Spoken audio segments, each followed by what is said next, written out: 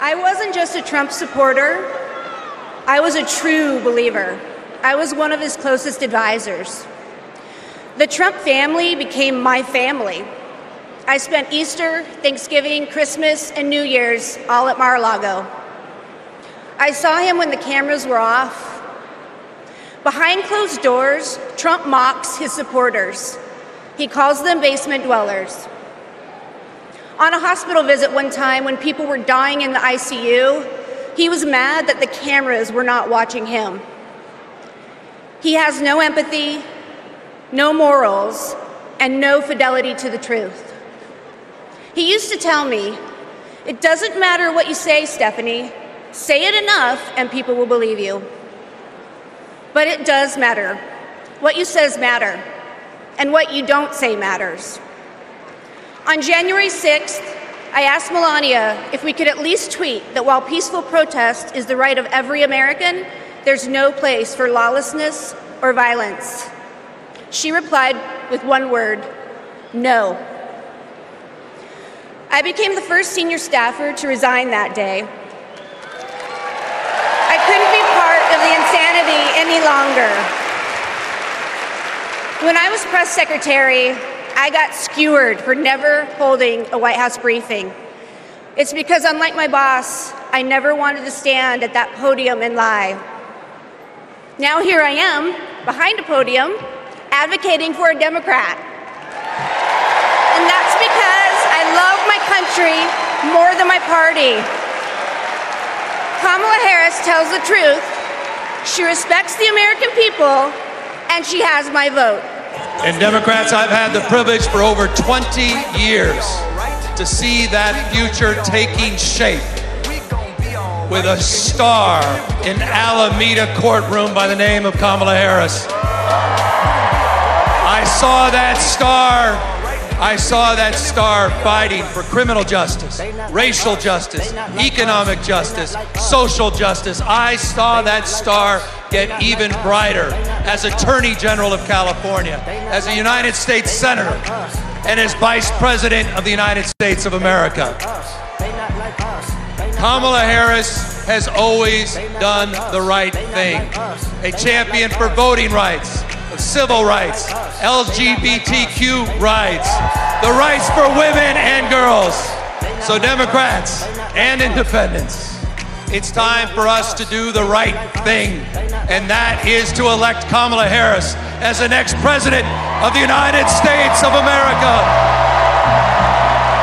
California, we proudly cast our 482 votes for the next president, Kamala Harris. Good evening, Milwaukee.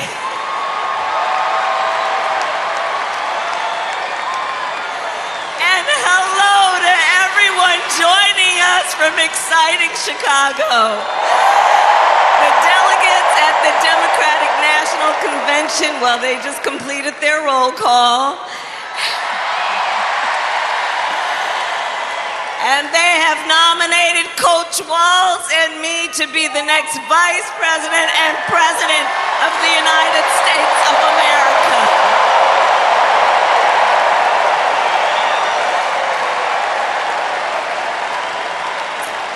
And I thank everyone there and here for believing in what we can do together.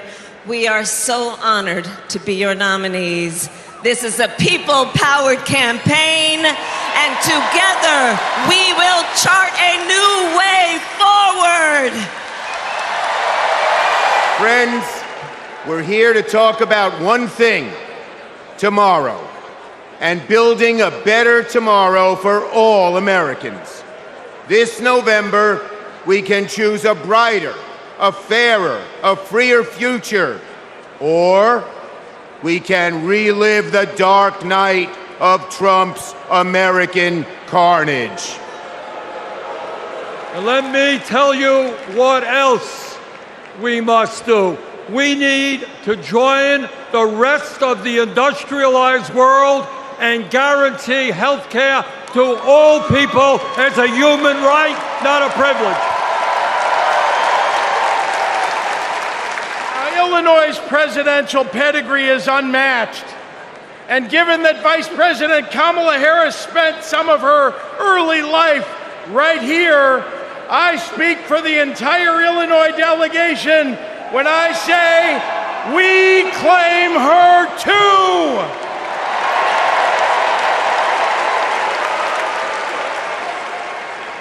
Now, one president we will never claim is the con artist the Republicans nominated in Milwaukee last month.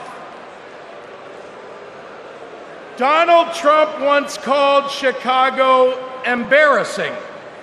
To quote a great Chicagoan who won 6 world championships on these very grounds, we take that personally.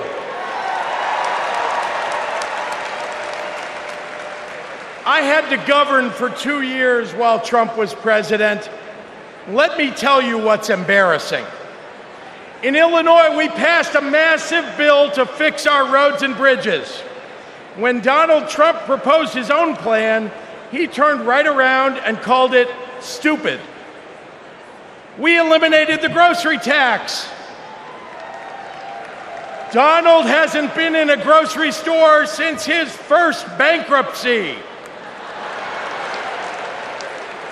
Illinois invested in clean energy and the jobs it brings. Donald claimed that windmills in the ocean made the whales a little batty. During COVID, we supported small businesses and jobs. And Donald told us to inject bleach. Donald Trump thinks that we should trust him on the economy because he claims to be very rich. But take it from an actual billionaire.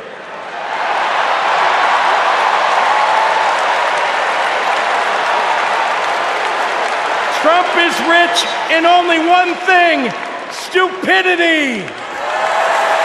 My mother is the only person in the whole world who thinks Kamala is the lucky one for marrying me. And to Kamala, who, well, we just saw where she is. She's out on the trail, listening to and talking with voters. Honey, I can't wait for you to come back to Chicago because we're having a great time here.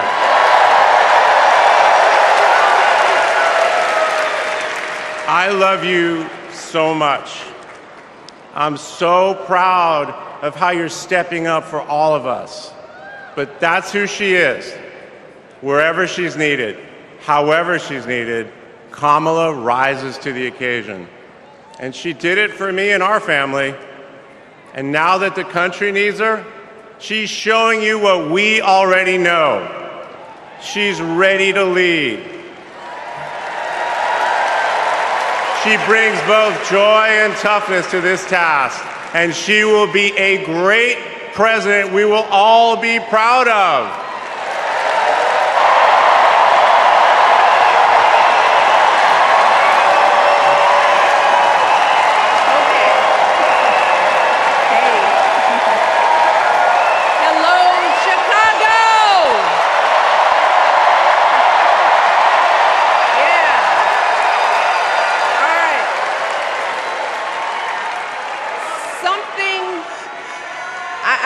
Something wonderfully magical is in the air, isn't it? Yeah. You know, we're feeling it here in this arena, but it's spreading all across this country we love. A familiar feeling that's been buried too deep for far too long. You know what I'm talking about. It's the contagious power of hope. The anticipation, the energy, the exhilaration of once again being on the cusp of a brighter day. The chance to vanquish the demons of fear, division, and hate that have consumed us and continue pursuing the unfinished promise of this great nation, the dream that our parents and grandparents fought and died and sacrificed for. America, hope is making a comeback.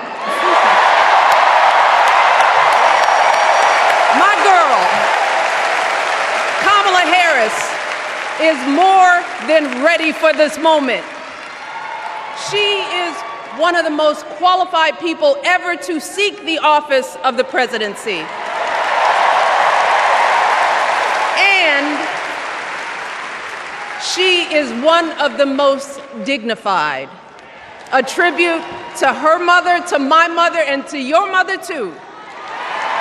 The embodiment of the stories we tell ourselves about this country.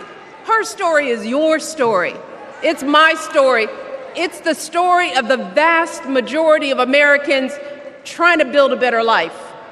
Look, Kamala knows, like we do, that regardless of where you come from, what you look like, who you love, how you worship, or what's in your bank account, we all deserve the opportunity to build a decent life.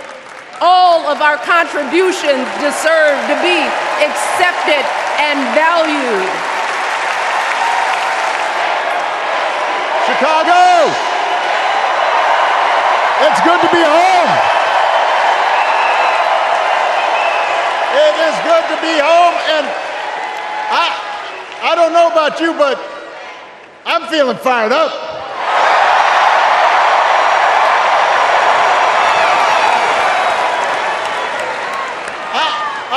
I am feeling ready to go.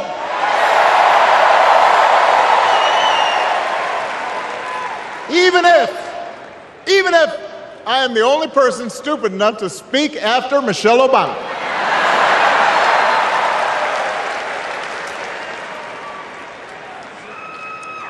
I am feeling hopeful because this convention has always been pretty good to kids with funny names who believe in a country where anything is possible. Because we have a chance to elect someone who has spent her entire life trying to give people the same chances America gave her. Someone who sees you and hears you and will get up every single day and fight for you. The next president of the United States of America, Kamala Harris. And looking back, I can say without question that my first big decision as your nominee turned out to be one of my best. And that was asking Joe Biden to serve by my side as vice president.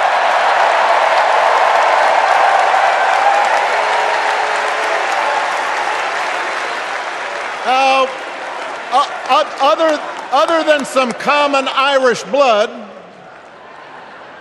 Joe and I come from different backgrounds, but we became brothers.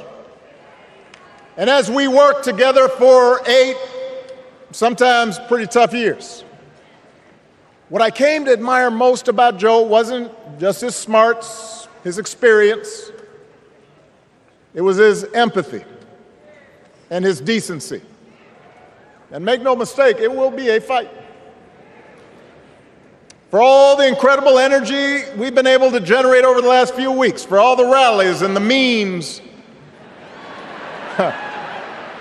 this will still be a tight race in a closely divided country. A country where too many Americans are still struggling. Where a lot of Americans don't believe government can help. And as we gather here tonight, the people who will decide this election are asking a very simple question. Who will fight for me? Who's thinking about my future, about my children's future, about our future together? One thing is for certain, Donald Trump is not losing sleep over that question.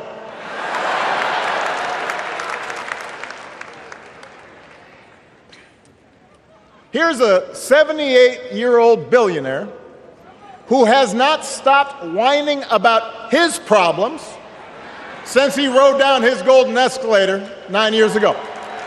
It has been a constant stream of gripes and grievances that's actually been getting worse now that he's afraid of losing to Kamala. There's the childish nicknames, the crazy conspiracy theories, this weird obsession with crowd sizes.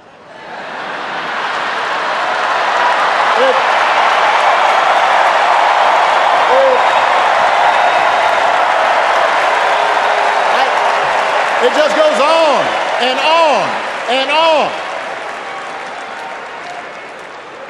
The other day I heard someone compare Trump to the neighbor who keeps running his leaf blower outside your window every minute of every day.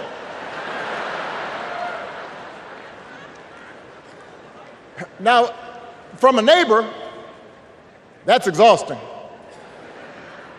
From a president, it's just dangerous. The truth is, Donald Trump sees power as nothing more than it means to his ends. He wants the middle class to pay the price for another huge tax cut that would mostly help him and his rich friends. He killed a bipartisan immigration deal written in part by one of the most conservative Republicans in Congress that would have helped secure our southern border because he thought trying to actually solve the problem would hurt his campaign. He doesn't. Do not boo. Vote.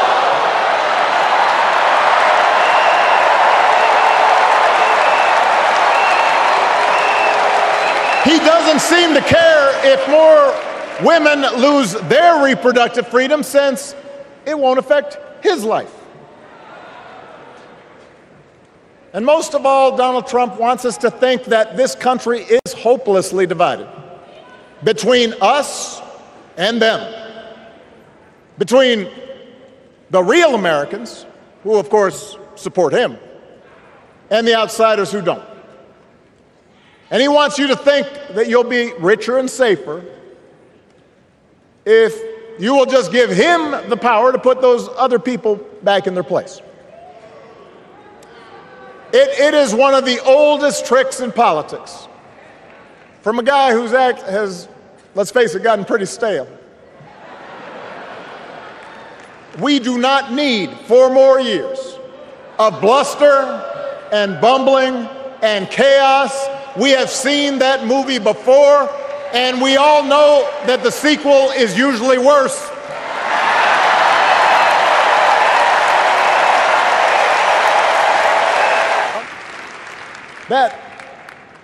That sense of mutual respect has to be part of our message.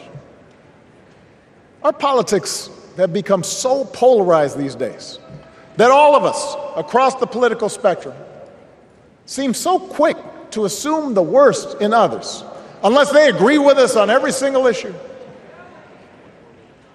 We start thinking that the only way to win is to scold and shame and out-yell the other side. And after a while, regular folks just tune out, or they don't bother to vote. Now, that approach may work for the politicians who just want attention and thrive on division, but it won't work for us. As much as any policy or program, I believe that's what we yearn for. A return to an America where we work together and look out for each other. A restoration of what Lincoln called, on the eve of Civil War, our bonds of affection. An America that taps what he called the better angels of our nature. That is what this election is about. And I believe that's why if we each do our part over the next 77 days, if we knock on doors, if we make phone calls, if we talk to our friends, if we listen to our neighbors, if we work like we've never worked before, if we hold firm to our convictions,